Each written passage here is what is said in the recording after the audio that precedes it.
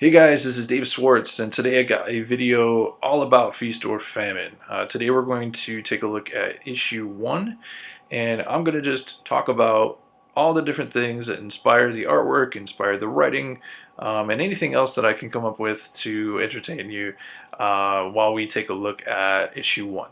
Alright, so this is first and foremost the cover of issue 1, published by Alterna Comics. I think it just turned out fantastic. I mean, for me, this is, I think, one of the very first final pieces of artwork that I saw for the series. We had done some previous artwork, some preview artwork for the pitch, but we didn't make a cover for it. Oh, actually, no, we did make a cover for it. God, I'm so sorry. We did make a cover for it, but it was very different from this. It was actually a little bit more on a planet with more of a background and a landscape. This is much more ethereal, kind of in a void of space. But the pitch cover was very great. It didn't have the same style and, well, not style, but design for some of the suits that Joe wanted to do. So Joe kind of made some adjustments to the space suits, and in doing so, wanted to create a new cover. So I thought it turned out fantastic. And Joe came up with this idea of putting almost like a little character design set in the lower right hand corner of every cover, so that in a way every cover could kind of go together. They're not entirely the same. Each cover design is slightly different, but there is a very consistent trope in that bottom right corner, where in the first cover we see Tesca and Stein, and then the second we see Dr. Reticula and the nurse, God, I can't remember her name, and then the third one is the adventurer guy, the leader of, God, I wrote these characters' names and I can't even remember their names, but it's been a long week. Anyway, but it was a fantastic experience trying to create these covers, and I just can't say enough about it. So that's enough about that. Let's take a look at the book. So this page is all about Nikola Tesla's life. From top to bottom, it's just a metaphor of, what I believe to be, his story. So the beginning is a depiction of his light, his consciousness, his genius coming into, contact with a barren wasteland, which I would call Earth at that time, right? Technology was very scarce. It wasn't very advanced. And when Nikola Tesla came in, he rocked the world. I mean, all kinds of different things that have come from him that really have changed our lives forever. So the only problem with Tesla in his life is that he was met with a lot of skepticism and a lot of pushback. A lot of people said either it couldn't be done or that they didn't want it to be done. He was a big believer in sharing his genius with the world. So he wasn't really that concerned about profit. And so the last panel, where we see the bear, kind of jumping on at him, looming over him, completely engulfing him in darkness, that's a metaphor for, the men in his life that, tried to keep him down and tried to, hold their power over the world. Because, Nikola Tesla's genius could have taken over the world, and it could have transformed the world. And that's really, to me, what inspired the world that I created in Feast or Famine. So let's take a next look at this fantastic 2-page spread that Joe put together, Joseph Cooper. Oh my gosh. When I first got this back from him, I flipped out. There's just so much to take a look at, right? I am a huge fan. I mean, I'm an artist first and foremost. So when I buy comic books, I am an art aficionado. I almost buy comics purely for the artwork. I mean, the story, yeah, I enjoyed the medium greatly, and I want to read the stories to put it all together. However, again, I'm an artist, so I tend to look at the art when I buy, and when I saw this, I'm like, man, if I wasn't writing this, I would buy this book. This is amazing. So I originally had an idea for how this was going to look in my head, and actually my idea was a bit more extreme. I wanted to have And Joe, God, I never told Joe this, so if he's listening to this, sorry, Joe. Originally in my mind, I had this incredible foreshortened, lab where everything was sort of coming at you from the left to the right. So this machine that was going off, the beep beep beep, that was really like crazy close to you in the foreground.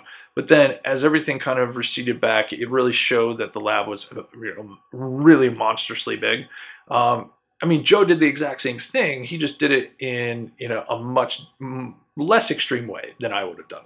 But I must say, it turned out fantastic. I mean, it is just um, one of those pages where you could stare at it for days and days and days, and you would probably still find new things that you didn't see before.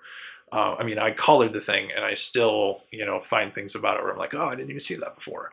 Like honestly, I feel like sometimes I miss that there's like little tiny dot details, that he put in here, which is really cool for the desk. But anyway, um, this to me was just I had to do it. I had to show what Tesla's lab looked like. We don't really get much of an opportunity to stay in these environments and these settings in the story.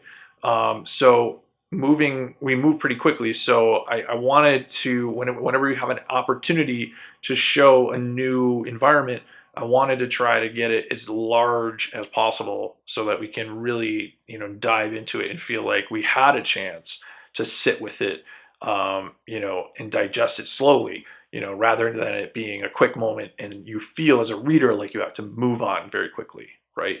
But then again, I also wanted to showcase this quick kind of moment. I'm sorry, between Tesca waking up from this nightmarish dream, and then having this amazing realization that, oh my God, I think my work is about to pay off here.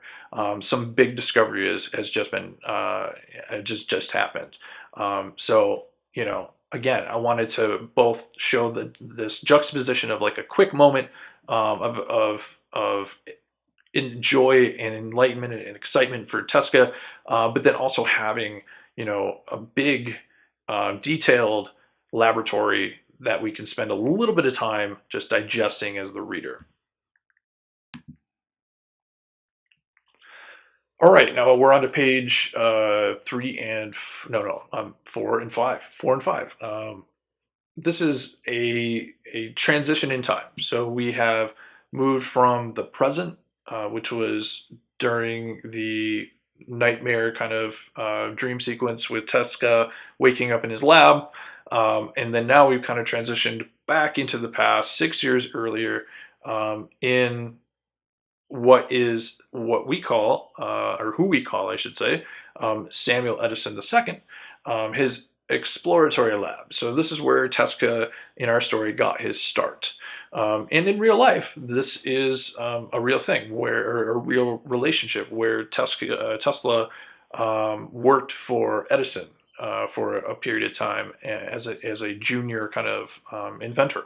Edison employed a lot of inventors that would, help him to establish, much more of his own stake in invention, creation, and development for profit.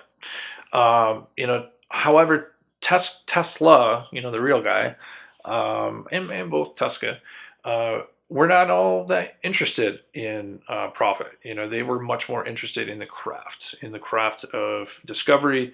That's why I named or sort of subtitled this issue The Discovery, because I wanted to explore this relationship that Tesca had with the exploration of science.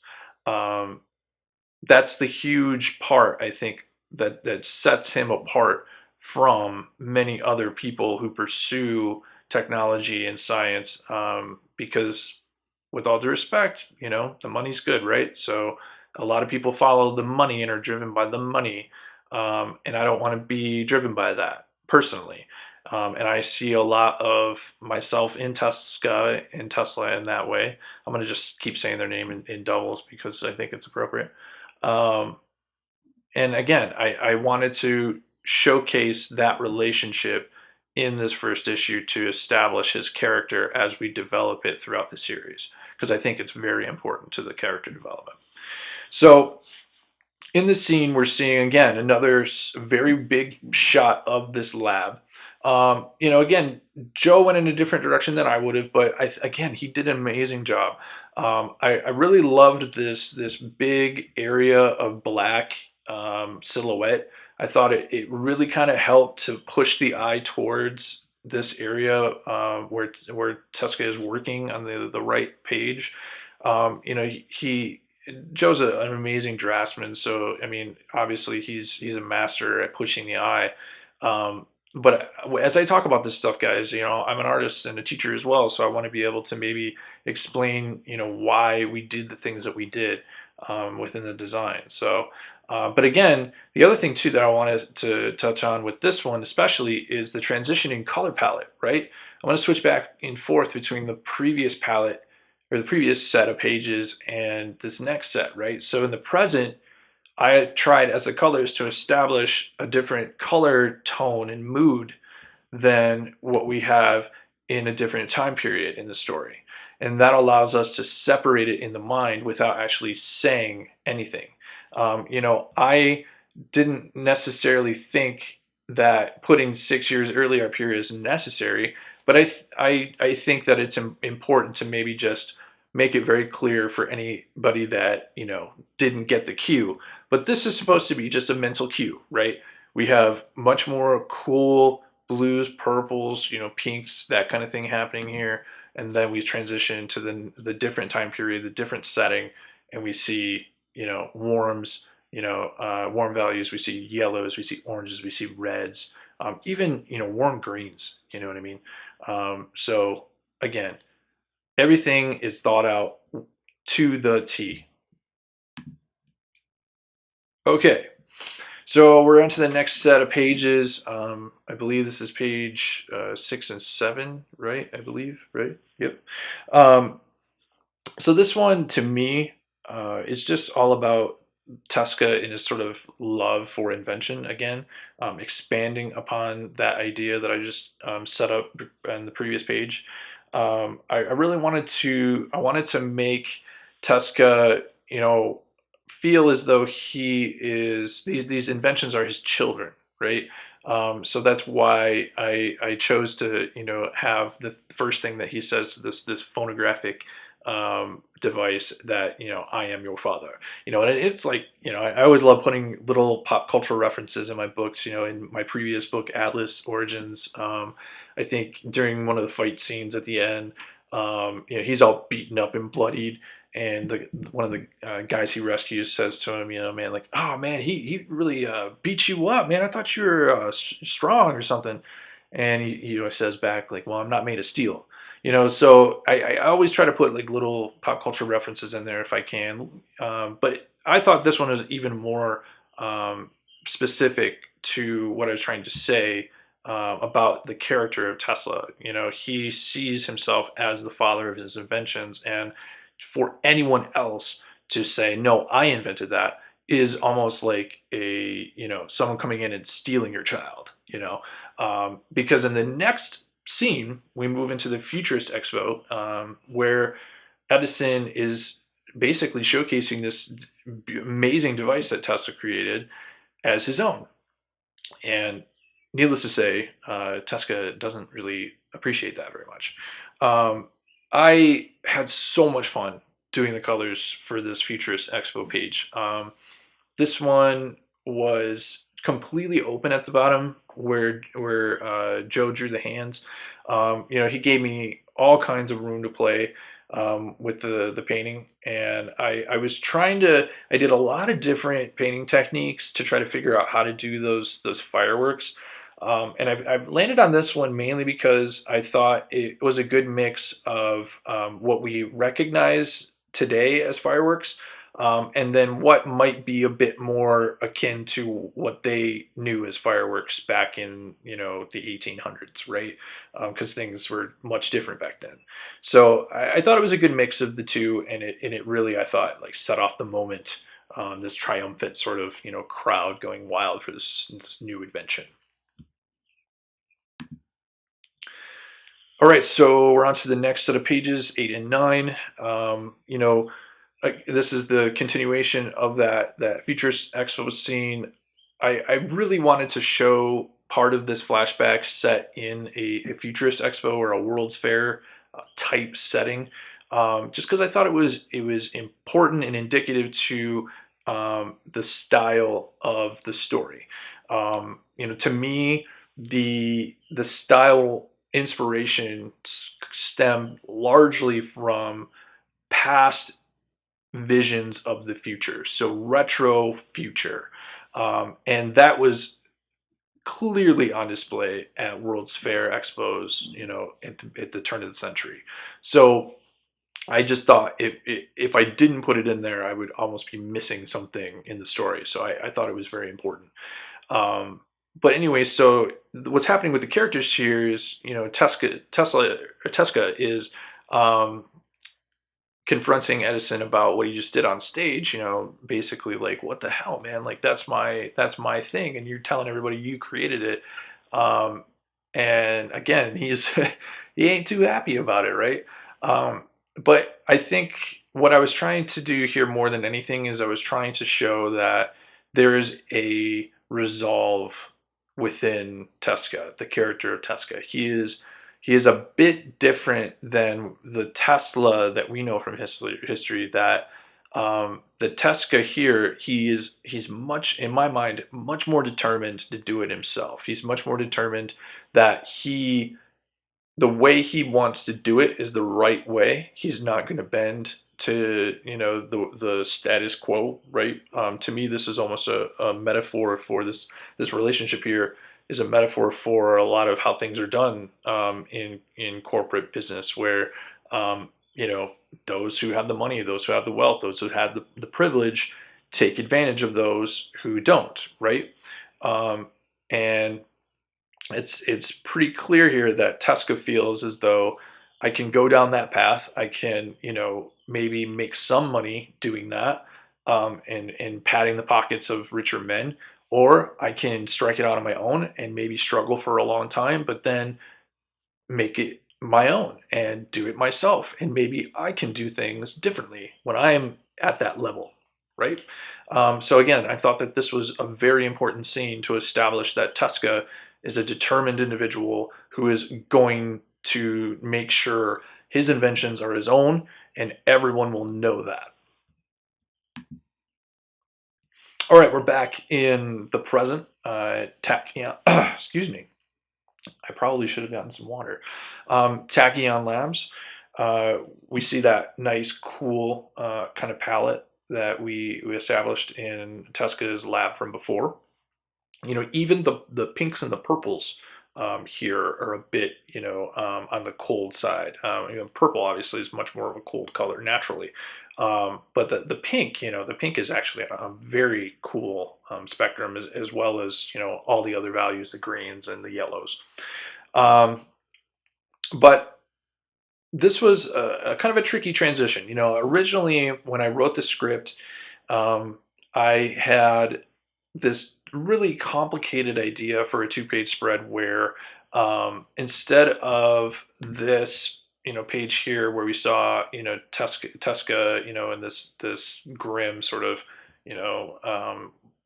coming at us position, what I was trying to do originally, I was going to have him almost like walking through, like, picture the spine as the doorway of a tent or something like that from this scene, right?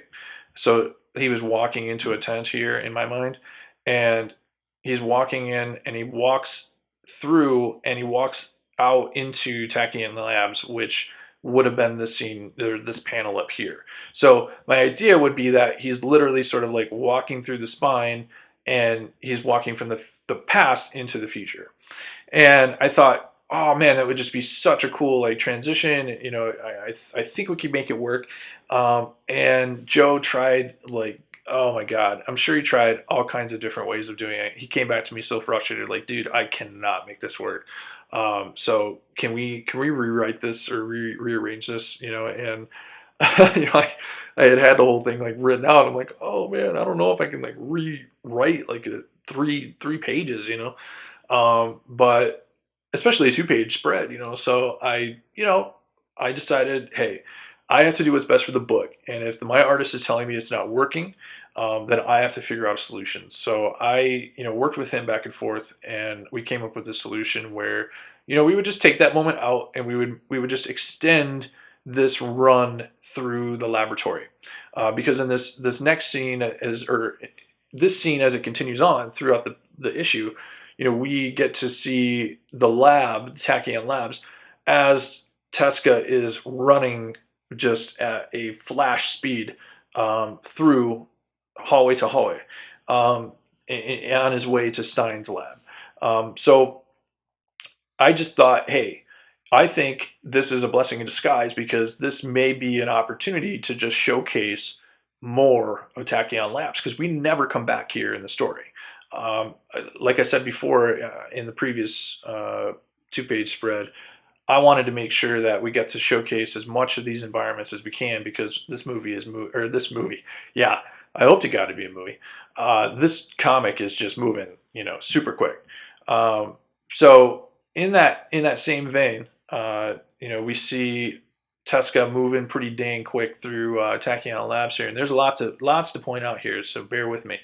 One of the other things that was super fun that I got to experience with this story was collaborating. Working with Joe and Wes, for that matter. But Joe specifically because I would traditionally do Joe's job. I'm not a huge letterer. I'm actually lettering my current project, so I should be careful what I say. But I've always in the past worked with letterers, but I've never up until this book worked with another artist. So I, wanted to let him have some free reign to, do what he wanted and, not be so like, no, you have to draw it exactly like this and draw out all the layouts for him and all that stuff. So this time, was a really fun experience to be able to see what Joe could come up with. And the whole paper trail thing was his idea. So basically, if you watch these panels closely, Tesca is running through the lab, and every single panel he's running through the lab, there's these loose leaf papers just following him, right? So in my mind, it does two things. So the first thing is it actually acts as a visual, so it adds to the motion of the scene. So it actually adds like a feeling of wind, right, behind the character. Right, if it's not there, the character doesn't really move as swiftly, I think, with it there. Now, the second thing that it does in my mind is it's a metaphor for the ideas that are circling around in the mind of Tesca, and this I gotta admit came from Joe, and Joe proposed this idea with this in mind that it could be like these papers represent the fact that he has so many ideas. He's such a genius that he has so many ideas swirling around in his head that in this moment, right? Because again, he's just discovered something amazing. We don't know what it is yet, but he's discovered something amazing. So on his way to Stein's lab, maybe all these ideas of what could be possible from that discovery are following him page by page, right? So like I said, just an amazing opportunity to work with another creative and have something that I never intended come to fruition and really add something, I think, important to the story. Now, before I move on, I do want to point out one little quick thing that I added.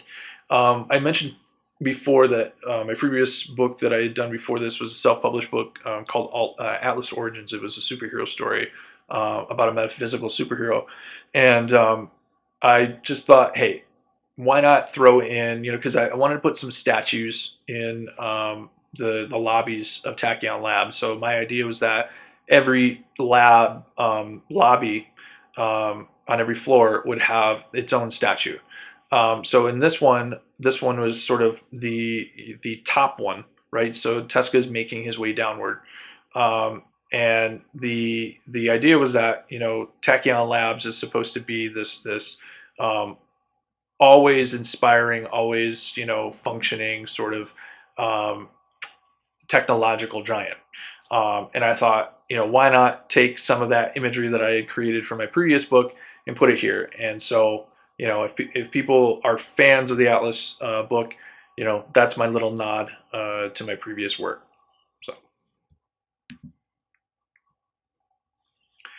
all right, we are on to what are we on here? So it's 12 and 13. Yeah, 12 and 13, right? So the thing about these two pages is, again, this is a continuation of the run through the lab, but this is where things kind of change in the past story time, the timeline before. So Tesca is talking about here how he's not concerned about fame or wealth or awards. He's always just been concerned with making the world a better place, right? Because he sees the flaws in the world, he wants to make them better. I think a lot of people do. So this is where that character starts to emerge. That self made man is really starting to come to fruition here. So a couple things that I did here. I wanted to include, some actual science. So, this number sequence, if anyone's familiar, this is the Fibonacci sequence. So in order to make this pattern, the next number is the current number plus the number before. So you have 0, 1, and then 1 plus 0 is 1, 1 plus 1 is 2, 2 plus 1 is 3, 3 plus 2 is 5, thus for, so on and so on. And then in the Futures Expo, the next year, Tesca comes out with his brand new machine, this 0-point energy machine, and this is actually based off of a concept that he created. He created this machine that could draw energy from the Earth itself and transfer it wirelessly. So unfortunately, he never got the funding to be able to fully make it functional. But his, ideas, I think, still have a lot of merit to them. So I wanted to kind of inject some of that imagery in here as much as I possibly could to really solidify the real qualities of the character. And then again, I had a lot of fun, creating these little backgrounds, like this little background here at the last panel on this page on the right. Again, this was all just open to me. Joe just sort of left the background open, except for maybe I think he drew the flags, right here, in this stage here. But like all these like lights and I kind of drew the little Men in Black things that are those little spaceship tower things back here, and then I don't know, this big like space ball thing with like a shooting firework or whatever. It's very inspired by Walt Disney World old stuff, World's Fair stuff.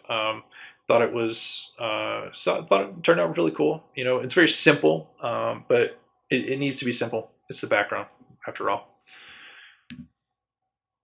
All right, so we're on to the next set of pages, 14 and 15. We're back at the Futures Expo, and during Tesca's presentation, Big Bad Edison comes to town to ruin his day. This page 14 is actually a page that I have a coloring video for on my YouTube channel. So if anybody's interested in taking a look at what I did for the coloring process, I actually break it down. So it's not only a video, a speed video, but it's a commentary video as well. So if you want to take a look at that, take a look at the other videos on my YouTube page. So Edison comes in, crashes the party, and because everyone's a little terrified, right? I mean, in this previous page, I didn't really mention it, but the machine here that Tesla's created it's a little zappy, and this is a real thing. When Tesla, the real man, debuted his device, it was a little scary. There's a lot of lightning bolts coming from it, and I think people were a little put off by it. And Edison capitalized on that and said, hey, this thing is dangerous as all hell. Like, you could die. Um, and he worked tirelessly. I mean, I think they both, in ways. I won't say that Tesla wasn't participatory in it, but I think they both worked a bit to discredit the other. And I wanted to show a little bit of that here, in this bit of a confrontation between the two, and a literal, almost, this metaphor of Edison drawing the crowd away, literally, from Tesla's stage over to his own, and debuting his own rival, electric system. And again, this is very much pulled from the real two men who had a very vicious war against one another, to be the one who provided the electrical technology for the country and the world, frankly. And in our world, Edison won out. And primarily he won out because he was going to use uh, copper lined wires in order to transmit his the electricity through his grid. So he was going to be able to to collect information on it, bill the people on it, and he was able to say that we're going to use copper and other precious metals in the process in order to make sure that those who had patents on such materials could rake in all kinds of money from their sale. And with Tesla's model, there I go again, you couldn't do that. His model is basically based off of just everyone having their own tap into the system, and there's no wires, there's no meters, there's no nothing. It's just you get free energy. And those who had the money and the patents didn't like that, so they backed the horse that was going to be able to give them what they wanted, and that was Edison. So in this universe, however, Edison has an unfortunate accident, and this is again kind of slightly pulled from real life, where one of the things that Edison did in order to show that Tesla's technology was dangerous is he tried to use it to kill animals, and particularly, I believe there's a story about an elephant and a dog. Um, but unfortunately, that kind of backfired and showed that Edison was kind of a cruel dude. And so I wanted to, use a little bit of that and mix it all together and create the scene where Edison falls victim to his own device. And it's one of those things where it's like super gruesome and kind of tragic and unfortunate, but it's a massive departure from what we know in history. Thus far, I've only kind of tweaked the names a little bit, but now we've completely rewritten history, and it's a big moment for our character Tesca, because now he doesn't have a rival, and the other thing that happens is that in this next scene, we are introduced to a nefarious character who is again inspired from real life. This guy is inspired by J.P. Morgan, a man who made America, with his very, very rich and vast connections in industry at the time. I believe he was into railroads and coal. Again, not entirely sure about that. But in my story, I've renamed him J.B. Morgan. But he's not any really different, I would say. And in this scene, what we're seeing is, I think, a deal with the devil. So this is one of those big moments where he gets an opportunity to get involved with this very rich, tycoon, who he knows, is not a very good dude. And it's pretty clear by the way he's talking about this Edison guy who just died. That he doesn't seem to give a crap. He only seems to give a crap about money, and that's again what I wanted to show is that Tesca is not that kind of guy. He's not that character. He wants to show these guys that he can do it a different way. So again, this is another part of the character development that I thought was very important to the story. All right, and yet another man from history, another man who made America, Anthony Carnegie. He, in our history, he was known as Andrew Carnegie, but in our story, he is like Tesca's father that he never knew he had. So we have a stark transition from this dude who just could not care less about anybody but money and profit, to a guy who is the opposite, who has the same amount of wealth, if not more, but he's more interested in what Tesca is interested in.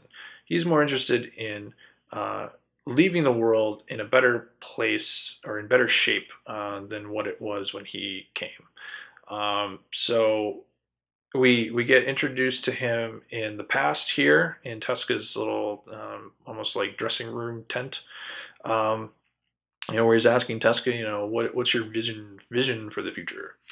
And then in the second page where we transition to the present, we see that they've created a statue in the lobby of him with some children. And, the real man, Andrew Carnegie, he was a major philanthropist.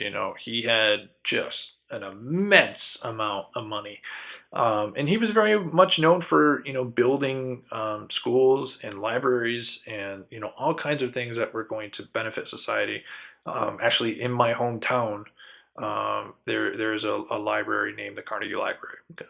So I thought it was very important to, again, try to inject as much of this, real world stuff, real history, historical figures into the story at every opportunity I could. And one little tidbit about this before we move on, the statue that you see here with Andrew Carnegie, one of my thoughts here was that, each lobby, like I said before, was going to have its own statue. But the floors of every statue and every lobby were going to be a bit open. So they would allow for these light orbs to float up and through the building. So to me, these were almost like bioluminescent orbs that our scientists developed that would light the building at night. So as the night would fall, this machine down here that was built into the base of the Anthony Carnegie statue would start to produce these small, balls, and it would start small and they would coagulate like water. So as they, rose up higher and higher, they would, start to clump together and get bigger and bigger and get brighter and brighter, and then they would get to the top and float through, the different levels of the building. And then when they got to the top of the building, they would disperse out the top of the building out into the atmosphere and would actually help the atmosphere to heal. So again, I wanted not only for the scientists that were inside the building to be creating amazing inventions to help the world, but I wanted the building itself to almost be like a scientist, putting out good things into the atmosphere. All right, so we have another series of pages. Man, I am way behind on my notes here. Hold on, let me flip the page very dramatically. All right, where are we? We are on page 20 and 21, right? Yep, 20 and 21. So Tesca has finally reached Stein's lab. He has traversed all kinds of different stairwells and levels of this massive building to come down to Stein's laboratory and reveal his discovery. So he comes in, and Stein is erasing in the first panel, and this was actually, something I wanted to specifically include. So, what my idea was that we as the reader are about to find out the big discovery, and to me, the big discovery is life changing, right? It is consciousness shifting, and I wanted to kind of showcase a bit of that, or foreshadow that, in this little drawing of Stein erasing the chalkboard. So, in my mind, this is a metaphor of Stein erasing what we previously knew about ourselves and the world. So, after this moment, after he erases that, we are about to establish a new understanding of who we are and where we are in the universe. Okay, so then we get to see a nice, shot of Stein's lab. We don't necessarily get to see as much in this one as we did with Tuska. I wanted to, trust me, I wanted to, but this story as is, I mean, each issue is 32 pages long. It's basically 4 issues in 3. So I didn't want to, stretch it too much longer. And trust me, when I originally wrote this story, I wanted so many more 2-page spreads, and I wanted to aggravate Joe so much more, because I remember I sent him the script, and every single time he saw a 2-page spread, by the 3rd issue, I think there's about 3 or 4 2-page spreads, and he just was like, "God damn, man! Like, why do you have to keep writing these insane illustrations?" But he rose to the challenge. Anyway, Stein's lab here really, I wanted to establish Stein as more of a space guy. So his thing is all about the stars and space exploration, whereas Tuska is a bit more earthbound. And he's more earth science, electricity, trying to figure out the physics of all of that. So in Stein's laboratory, I've got star maps, back here, over in here. These are actual star maps that I pulled. And then I've also got a diagram of the Big Bang on the chalkboard with some equations related to it. And then I've also got a nice telescope here. Again, a lot of the stuff was loosely described for Joe. But Joe, took some liberties with it as well. One of the things I did specifically request, I remember though, was I wanted to put a nod to the double slit experiment. So for some of you that maybe are not familiar with quantum mechanics, the double slit experiment was a very famous experiment that basically states that at a very small level, at a photon level, that light behaves both as a waveform and as a particle. So for the longest time, scientists believed that everything in the world was created out of like little tiny particles, right? Like little tiny things, or little tiny balls of something. And then they did this experiment, and they realized that things can be both. Things can be both particle and wave. And when they're wave, it's like a wave of infinite potential or infinite energy of whatever it could be, right? But the very weird and interesting thing about it is that things can change based upon whether or not it's being observed. So they found that when they were doing the experiment, that if you put the light through this double split or double slit plate, that if you're looking at it, it will appear as though it's coagulating into a particle waveform. So the light actually collapses into particles, something that you can actually tangibly kind of see or touch. And then if you're not looking out at it, however, it actually turns into just a waveform. It's a totally different pattern. It's not at all like a particle, but much more just a wave. There's no physicality to it, and it's very curious because what quantum mechanics essentially is saying is that we are only physical. The world, the universe, is only physical because we're observing it, because we're looking at it. If we stopped looking at it, stopped observing it, we disconnected ourselves from our sensory input, the world would cease to exist. So it's an interesting experiment in, I think, not only physics but like consciousness as well.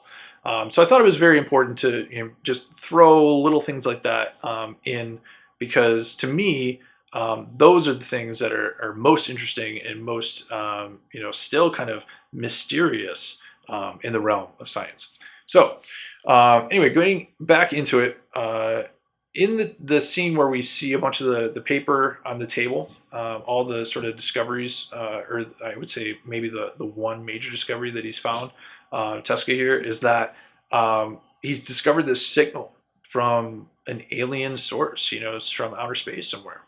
And the reason why he knows it's an alien source, an intelligent alien source, is because the signal itself it's showing pattern to it. It's showing intelligence to it. All of the significant patterns that create the universe are hidden within the message. So we see the flower of life pattern. We see the Fibonacci spiral. We see, I believe that's the Fibonacci number sequence all laid out. I think I did pi. I think there's a couple. Oh, this is actually a visualization of the ohm sound. So if you have the word, the tone ohm, and you were to visualize that in the sound of it in a graph, that's what it would look like. So yeah, I tried to do a couple other things like that. I threw, this was also Stein's desk, so I figured like, hey, throw like a star map and like some other crazy equations and stuff over here. So, but again, Joe gave me a bunch of blank pages, and I was like, oh, I think I'm just gonna throw like down in here, got like a wormhole, kind of thing. So again, I wanted to make this as visually dense as possible. So people that were coming back and rereading the book a couple of times could actually find something new each time. Okay, so we are on the next set of pages. We are, let's see, where are we? We're on page 22 and 23, right? Yeah. Okay. I know, right? I'm trying to keep track here, but I'm losing track. I'm going so fast. So in this set of pages, we've got a scene where our heroes are going to the boardroom of Tachyon Labs to explain that they have discovered something significant and they need time and money to be able to do it, to explore it. So they are up at the top level, waiting to be seen by the board. And I kind of did this thing throughout the series where Tesca's, always sleeping, or he's sleeping and then he wakes up dramatically from a dream. And I did that because Tesla, the actual man, he was known as saying that he derived a lot of his inspiration from dreams. So I thought it would be a smart thing to do in order to really solidify the character. That he's kind of always sort of trapped sometimes, or distracted sometimes by his dreams, and sometimes they're nightmares. So sometimes he comes out of them and he derives even more knowledge from his nightmare. So I thought that was something important to include.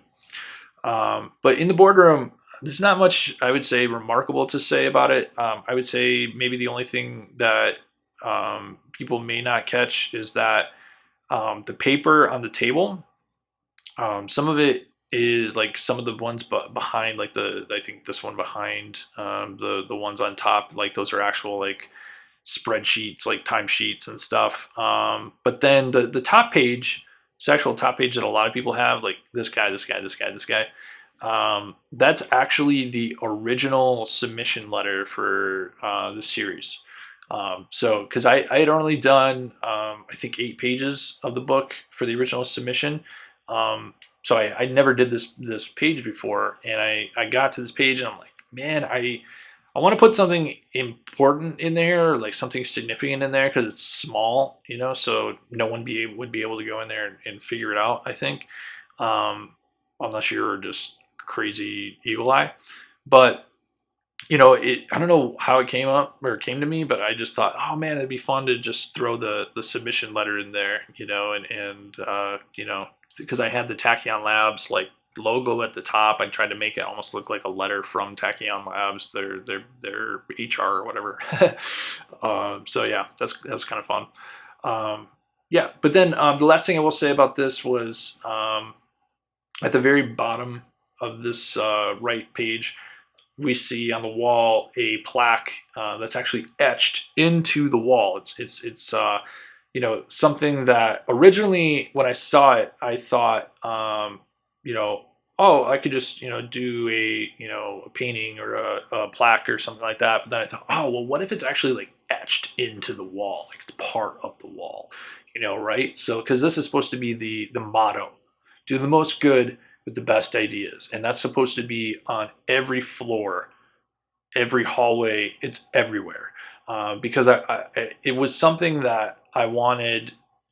I thought that the character Tesca is inspired. He's driven. The whole reason why he decided to go out on his own is because up until that point, he realized he didn't see before that everything that was driving the world was being driven with profit in mind, right?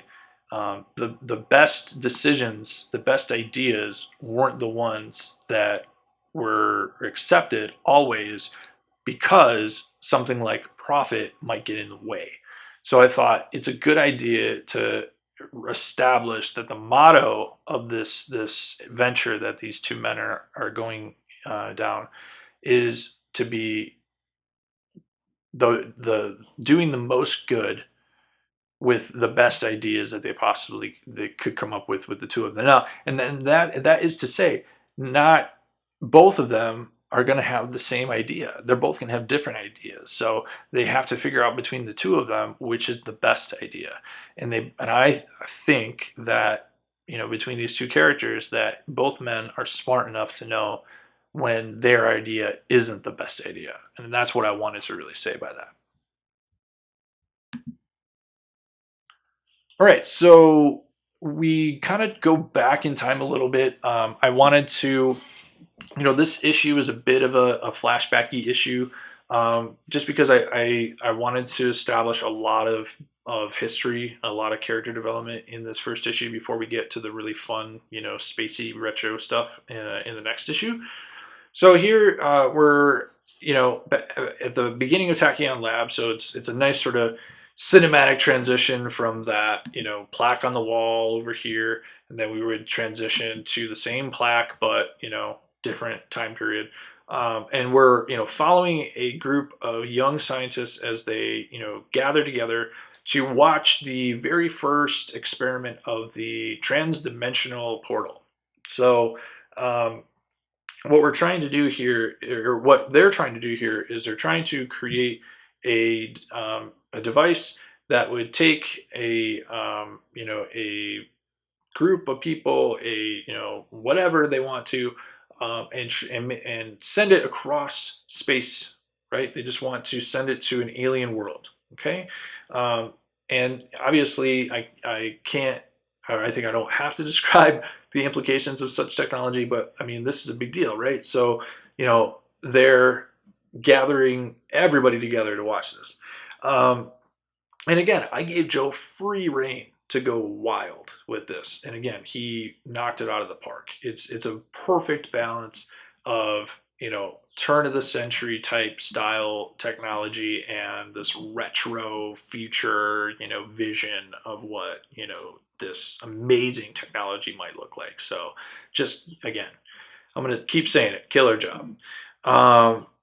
But this scene to me, again, was very important because it establishes yet another character. And to me, this teleporter is a major character in the story. We view it in almost every issue, I believe.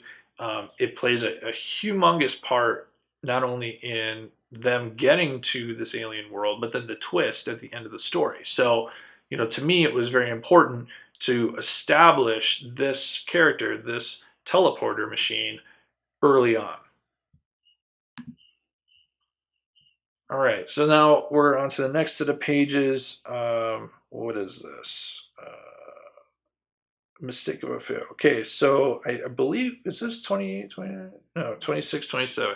Man, I think I'm just going to abandon my notes at this point. I think I'm doing a fairly okay job without them. I just keep like looking back like, oh man, I am totally lost. There's way too many pages. So, you know, again, this page or this series of pages to me is about learning from your failures. I always try to inject some sort of human moral or human, description of what it means to be human, the experience of being human, into the story, in as many different places as I can. If you don't do that in writing, it's just going to come off just, I don't know, kind of impersonal and almost, it's not going to be very interesting to people. People want to relate to stories. They want to see themselves within characters. So, you have to, kind of show people human failures and their struggle. I think in order to really develop the character to the point where you want the reader to not want to put that book down. Okay. So here we see Tesca just pissed, man. Like, this was a huge undertaking. I'm sure that they spent many, many, many, many months, maybe even a year, working on this machine. And you can tell that in the dialogue that they've been at this several times. This is their 11th attempt. I again hid some numerology in there, some 11 in there. For those of you who know about 11, if you don't, check it out. But again, Tesca is pissed, and Stein is trying to reassure him that, we will understand this one day. This is not something that we're total failures at. We just know that right now is not the time. And sometimes that's the case in life where, you want something to happen, you want it to happen right now, and maybe it doesn't happen right now. But just because it doesn't happen right now, it doesn't mean it's not going to happen in the future. So to be totally discouraged about it not happening now, I think only hinders it happening in the future. I think to be resolved in the idea, the notion, the belief that it will happen only guarantees, I think, the fact that it will happen. So, again, I wanted to inject that into the character because I wanted to show that Tesca has a bit of that, like, he wants things to go a particular way, and if it doesn't go his way, he's a little frustrated. But Stein has a little bit more of that calmer, cooler head that understands that maybe they're just missing something, and when it's time for them to understand, it'll be time. And guess what time that is? That time is now, right? And again, that was part of this whole thing, the whole story I'm trying to craft here, where we know that we are witness to their failure, and now we get to witness why, because now we see that they understand, or at least now Tesca understands why they failed before and why it's going to work now, and that now is the time it was supposed to work, because now is the time that they need it to work to get to where they need to go for this experiment. So here in this scene, we transitioned from the Tachyon Labs to the present, in this train where our two scientists are traveling to beautiful, mountainy Colorado. I don't know if anyone has been to Colorado. Colorado is a fabulous area. The thing that I love the most about Colorado, being someone from Michigan, is that if you can position yourself just right up in the mountains, you are surrounded 360 degrees by mountain. It's amazing. But this is not just a arbitrary location that I chose. Colorado was a part of Nikola Tesla's life. He developed a laboratory up in Colorado Springs when he was experimenting with his electricity machines in trying to connect, or I should say, try to pull energy from the Earth itself. Colorado Springs is where he had a laboratory is something that was real and something I needed, I felt, in the story. So this scene again is another chance for character development between these two. I felt as though I needed to show a few moments of levity between the two men. After all, I mean, I see Feast or Famine as a bit of a sci-fi buddy cop kind of adventure with these two historical figures.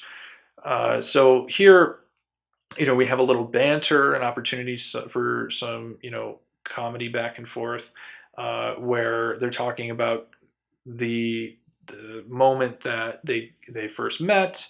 Teska talks about how Stein talks about how he traveled a certain amount of miles. I think he gives the exact number, because he's a crazy mathematician. I traveled 6,263 kilometers, whatever, to take you up on your offer. Because what I wanted to show here is that Teska began. Oh boy, that's fun.